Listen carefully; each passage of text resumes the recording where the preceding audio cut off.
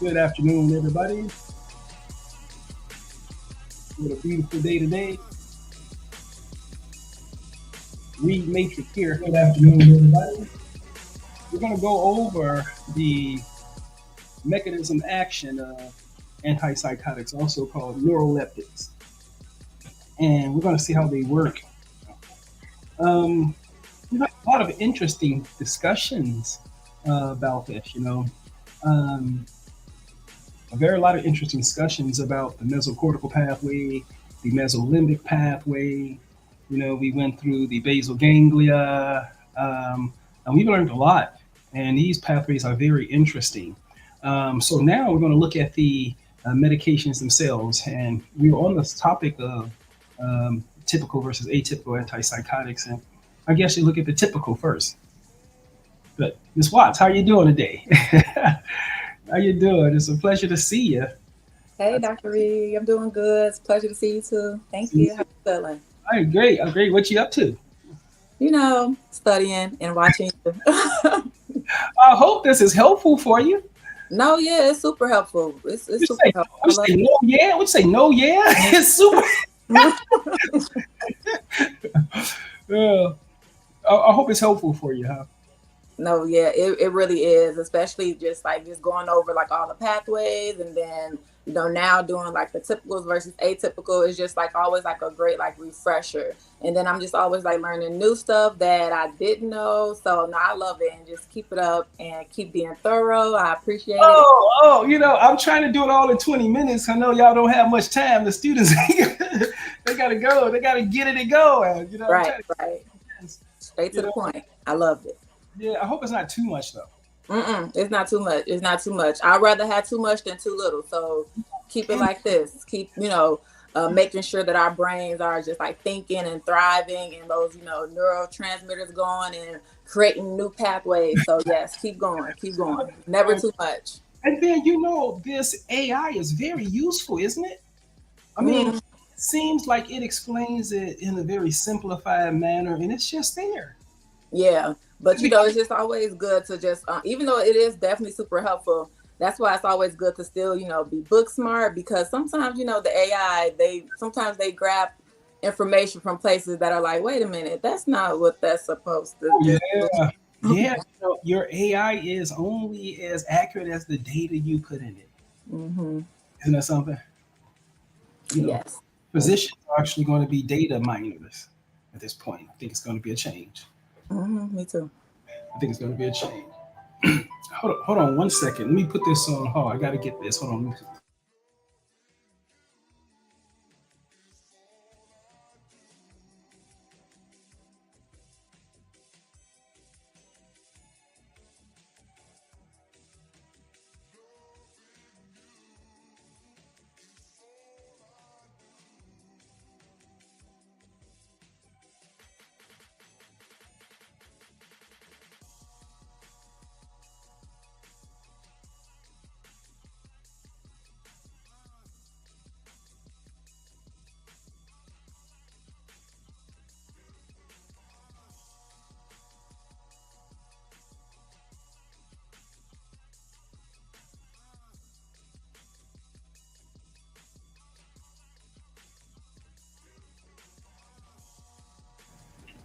Okay, guys. Sorry about that. So anyway, here we're going to go through some of the antipsychotics and the mechanism action of antipsychotics. So I have here, I'm just going to continue to use Google right here. And let's see. First, let me look at the typical antipsychotics. These are the more potent antipsychotics, remember? So, okay, explain.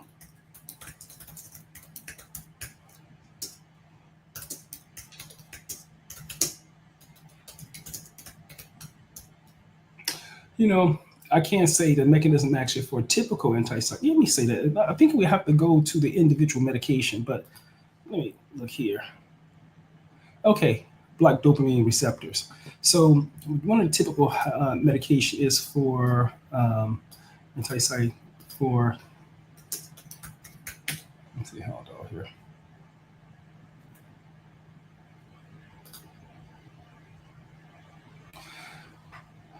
Actually, let me change this search. Usually, remember those tables where they have a list of the antipsychotic and then they have all the different receptors they'll target? Let me see if I can search differently. What are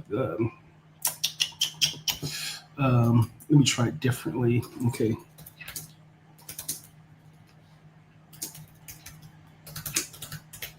List the receptor profiles for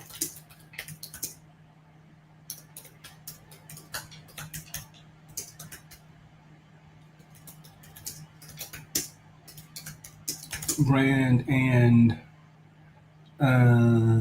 it's brand and what's the other brand and other name? I forgot the name. The other name for brand and okay.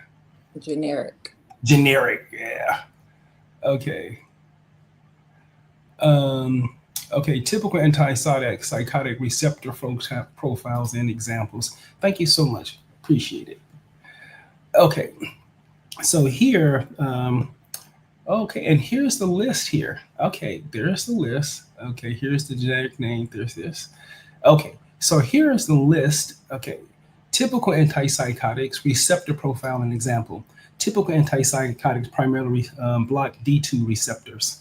Okay, we went through that, and we went through the atypical, have a fuller range of receptors like the norepinephrine, serotonin, histamine, and receptors like that.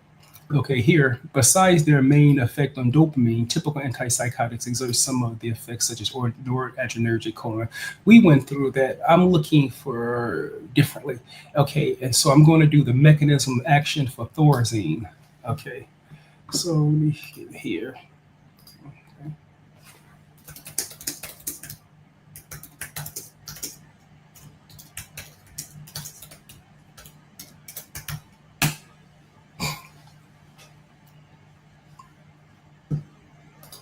Okay, so thorazine is a first generation antipsychotic that acts as a dopamine receptor and antagonist. Now, thorazine is when I'm having challenges with agitation, like if I'm experiencing having clients who are experiencing very severe agitation, then I'll likely go with thorazine as a last resort, right? Because it's very potent, and I'll likely give it IM.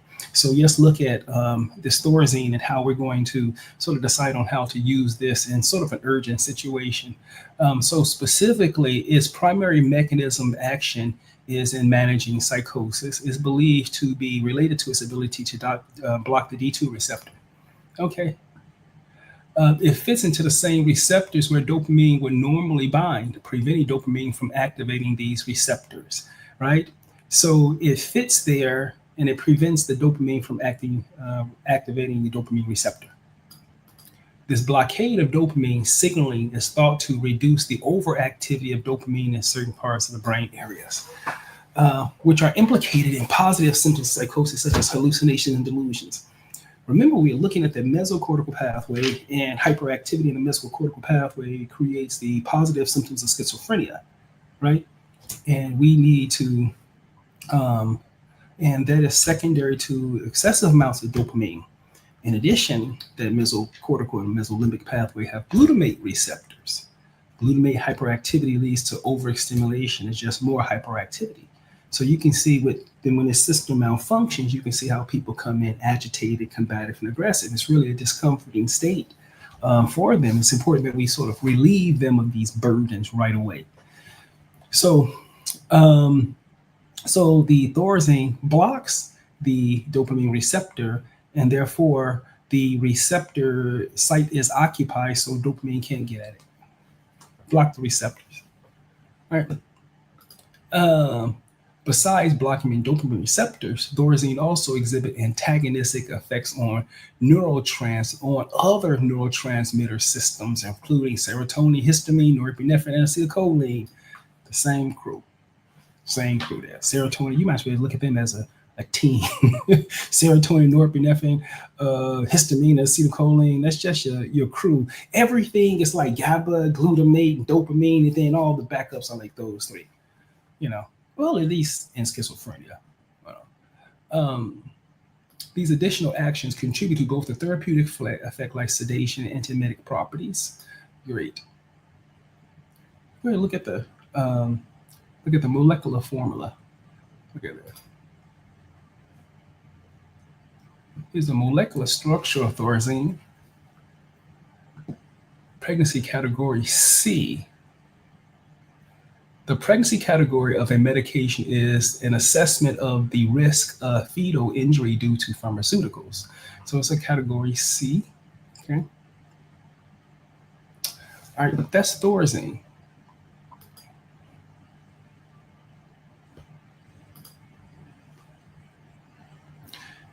Let me look at Haldol real quick.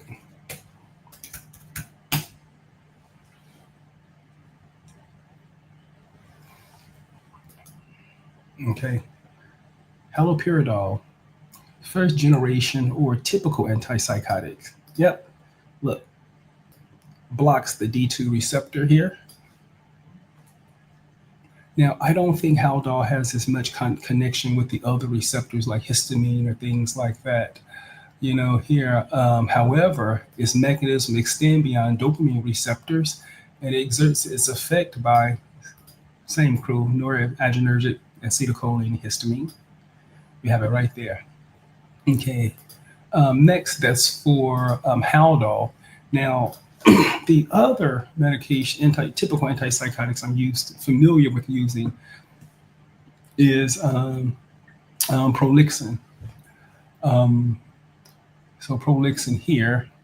So I primarily use Prolixin first. I experienced that to be a little bit more milder than Haldol. And then if Haldol doesn't really work, I can go to thorazine. So let me look at the make up this Prolixin here.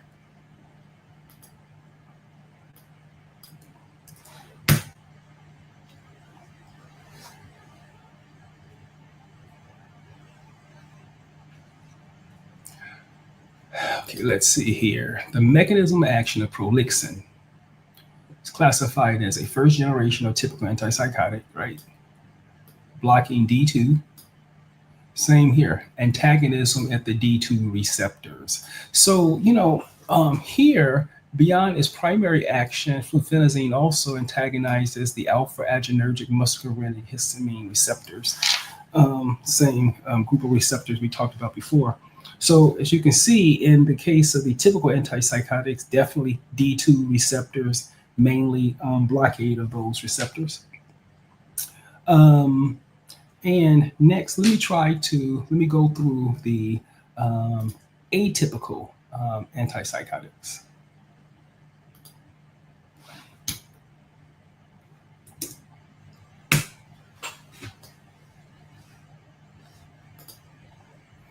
So look here.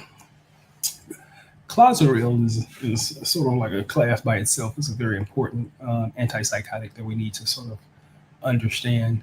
But look at the receptor profile here for the atypicals, right? So it has a high affinity for D2. So of course the blockade here you're blocking the serotonin. You're blocking the serotonin receptors, right? Okay, you have the alpha-adrenergic receptors here, histamine receptors, muscarinic receptors, and weak antagonism between receptors D1 and D4. So Clozaril hits a number of these receptors, and so you can see how it could probably be effective in treating a range of symptoms, including psychoticism, agitation, things like depression, restlessness, irritableness, and things like that. But Clozaril is in its own class because it's a high risk of causing agranulocytosis. And agranulocytosis is a very serious problem. That's why you have to have structured monitoring on Clozaril, like weekly for a certain period of time, then bi-weekly, and then monthly, and then and then you have to register for a Clozaril registry. So people follow clients on Clozaril to make sure that they're safe. So remember, if you're going to use that medication, it's probably because you've had maybe 2 or 3 failures on other medications, and this is probably the one that's going to give you the most benefit. But Clozaril is definitely in a class by itself. And none of the other medications really have that same risk for profile to be monitored like this. And from my experience, these medications have been very safe. So look at Risperdal, okay, D2 receptors and serotonin. All right. So one of the reasons why the different atypical antipsychotics are different is because you may want to block different combinations of receptors, or some of these receptors it may target more than others. So you want to sort of get a good idea of what you want to do, how you want to select your antipsychotic. If the person is tired and sedated, then you don't want to give them another antipsychotic. It's going to make it even more sedated. So you want to be very careful with the medications you're watching because you want it to sort of match and complement the symptoms they're having. Because ultimately you want to relieve the symptoms, right? Okay, and so Risperdal, look, it's dopamine and serotonin, all right? Zyprex, a high affinity for D1, D2. Okay, look, Risperdal D1, here's the D2 high affinity with olanzapine. Also, significant serotonergic activity, right? Right. This histaminergic activity is thought to check me on this, but this may be increase the likelihood of weight gain because the histamine receptor, alpha adrenergic receptor, the risk of hypotension. Right. Let's look at Seroquel, high affinity for histamine and serotonin, right? Antidepressant effects. Remember, atypical is also used for bipolar disorders, right? And so Seroquel has that huge affinity for the serotonergic receptors. And I wonder if that affinity is almost the same. I wonder if it's the same affinity degree as the SSRIs. And I wonder if the Seroquel have the same antidepressant qualities because it targets the serotonergic receptors as the SSRIs. So it would be interesting to look at the receptor profile binding affinity data to see if that's true. But I've always considered Seroquel very helpful in treating the depressed stage of a bipolar disorder. So if a person came in an outpatient office with depression and I wasn't sure if it were a bipolar disorder, then I would go with Seroquel because it has an indication for both of them. Particularly if I was concerned about if the antidepressant would be beneficial. Geodon, I like Geodon. Geodon works very well. Geodon, I see very few side effects from Geodon D2 and serotonergic receptors. So they bind primarily serotonergic and alpha receptors. Okay, so with Geodon, you will have to rope the risk of increased prolonged QTC interval. So the increased risk of QTC interval, and so you have to get a 12-lead EKG with this. Next, Abilify. This is amazing. Abilify is amazing. Partial D2 blockade. It pops off. It has a peculiar sort of mechanism in serotonin. Okay, Latuda, dopamine and serotonin, and Vega is the active metabolite for Risperdal. Okay, so Invega is the active metabolite for Risperdal here. Okay, so right now we're at 18 minutes. And let me see if anyone has any questions for now. I only wanted to have these 20-minute sessions so that it'll be short and information packed. So let's see here. iHash, hello, Doc. Thank you so much, Doc. Hey, Maureen, how you doing? Let's see here. How exactly do antipsychotics block dopamine receptors? They simply occupy the binding site and it prevents the ligand from reaching the receptor. That's it. Okay, so we're at 18 minutes here, so it's a pleasure talking to everyone. Read out tomorrow. I'm going to see if we can go through maybe the mood stabilizers or something like that as a category. I'll see, but I'll let you know. But otherwise, read out. It's been a pleasure talking to you, everyone. I'll talk to you guys later. Take care, guys. Ciao.